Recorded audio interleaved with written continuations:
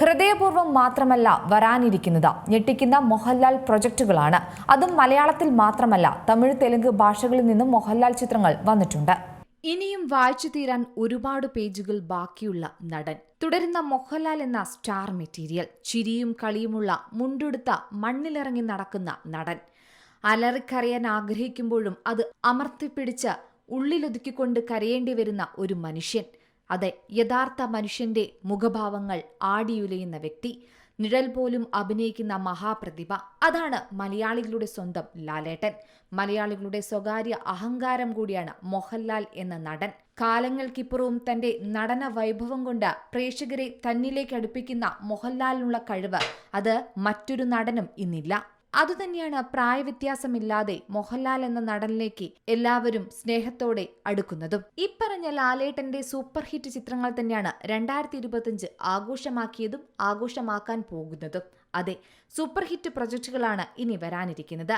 Mega hit ചിത്രങ്ങളായ Empuraan, തുടരും എന്നിവയ്ക്ക് ശേഷം വീണ്ടും ഒരു ഹാട്രിക്കിന് തന്നെയാണ് മോഹൻലാൽ ഒരുങ്ങുന്നത്.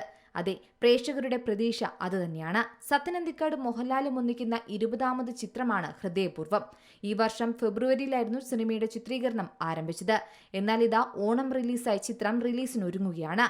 മോഹൻലാലിന്റെ ഇതുവരെ കാണാത്ത വേറിട്ടൊരു ഭാവങ്ങൾ തന്നെ ചിത്രത്തിൽ കാണാനാകുമെന്ന് തന്നെയാണ് ആരാധകരും പ്രതീക്ഷിക്കുന്നത്.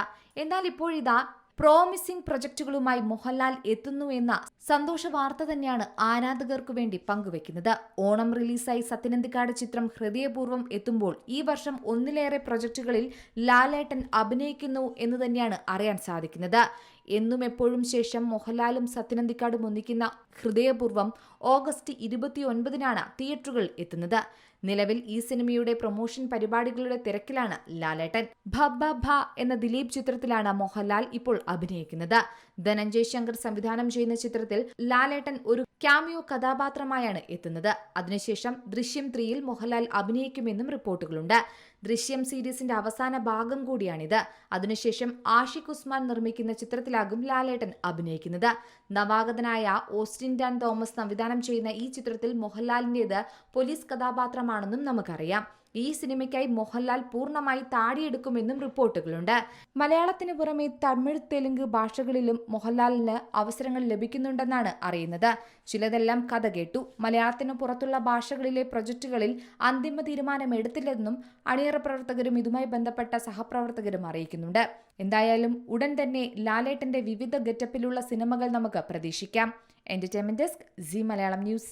ഏറ്റവും പുതിയ വാർത്തകളും വിശേഷങ്ങളും വിരൽത്തുമ്പിലറിയാൻ സി മലയാളം ന്യൂസ് എല്ലാ ഡിജിറ്റൽ പ്ലാറ്റ്ഫോമുകളിലും ലഭ്യം.